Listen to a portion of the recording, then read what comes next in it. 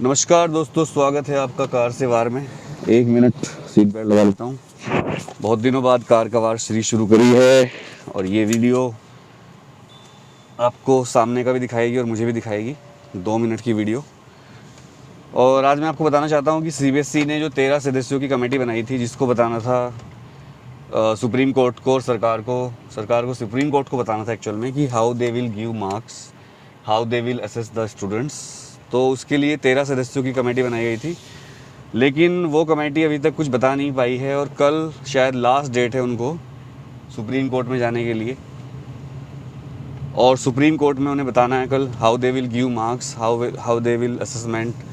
तो कल उम्मीद है कि वो क्या करेंगे। उसमें 2 ऑप्शन है, शायद 3 ऑप्शन मैंने बताए थे आपको पहले भी। पहला ऑप्शन ये है, उनका जो फॉर्मूला है वो है 30-30-40।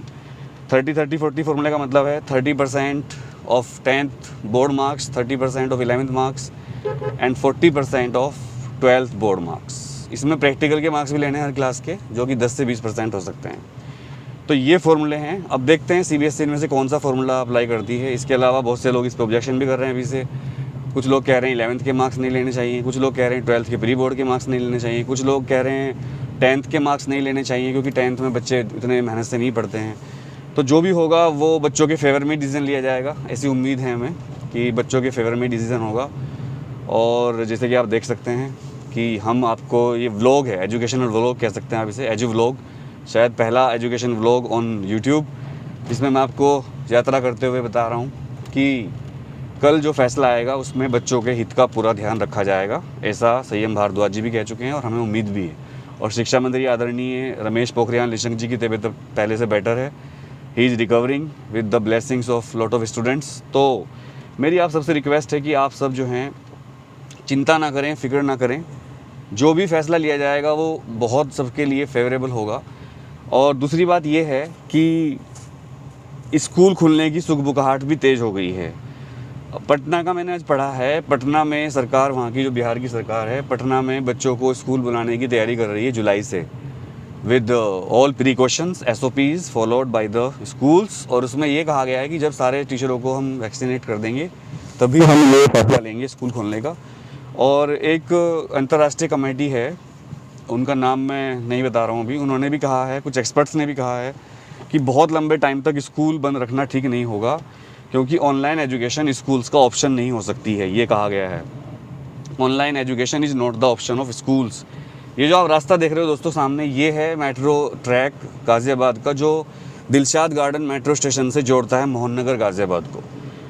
तो ये हमारी रेड लाइन है और अभी ये नया ट्रैक बना है, बहुत सुंदर पेंटिंग चित्रकारी करी गई है। पिलर्स पर आप देख सकते हैं, अगर आपको पिलर दिख रहे होंगे तो बहुत शानदार पेंटिंग करी गई है योगी जी सरकार द्वारा, बेटी बचाओ बेटी पढ़ाओ का नारे के साथ जो आप देख रहे हैं। तो फिलहाल स्कूल खुलने की सुगबुगाहट तेज़ हो गई है और स्कूलों के लिए तो बड़ी अच्छी खबर है, क्योंकि प्राइवेट स्कूल और सरकारी स्कूल जो भी हों, खासकर प्राइवेट स्कूल, वो बहुत ज़्यादा कोशिश कर रहे हैं कि स्कूल खुल जाएँ, क्योंकि उनका काम बंद पड़ा है पिछले 2 साल से करीब करीब।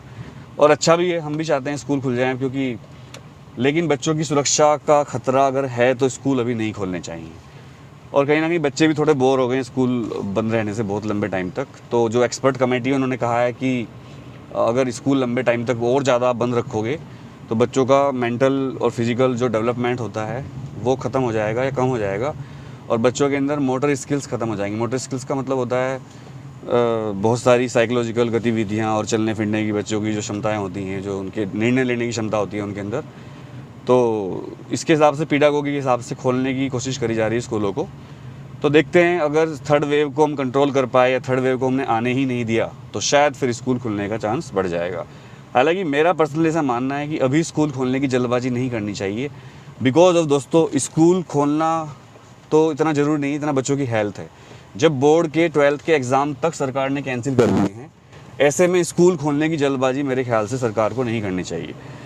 कहीं ना कहीं धीरे धीरे ऑनलाइन एजुकेशन के प्रति बच्चे अभ्यस्त हो चुके हैं, बच्चों को लग गया है कि हाँ, और टीचरों को भी प्रैक्टिस हो गई है। स्कूलों को बजाय अपनी बहुत बड़ी बड़ी बिल्डिंग बनाने के, अपने स्कूल में एक ऐसा 2-3 वो बनाना चाहिए स्टूडियो, जहाँ पर उनके टीचर बैठकर या खड़े होकर बच्चों को, जो हमारे पास इक्विपमेंट्स हैं उनके थ्रू, स्मार्ट बोर्ड, पेंटा टैब, इनके थ्रू बच्चों को पढ़ाना शुरू करना चाहिए, बजाय इसके कि बैठकर वो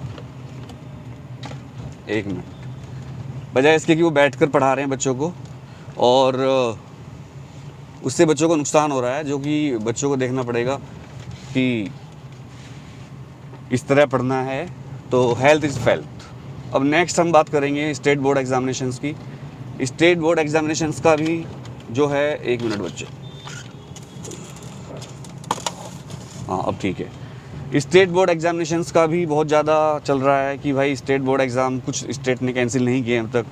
जैसे कि हमारा स्टेट है, आसाम है और मणिपुर है, ये हमारा कर्नाटक है SSLC, तो उनका भी चल रहा है कि वो क्यों नहीं एग्ज़ाम कैंसिल कर रहे हैं। तो ऐसे चल रहा है कि भाई देखते हैं कब तक वो कल कैंसिल करते हैं। सो जो स्टेट के बच्चे हैं वो परेशान ना हो, उनके एग्ज़ाम जल्दी कैंसिल होंगे, बिल्कुल डरने की बात नहीं है। ठीक है, थैंक यू।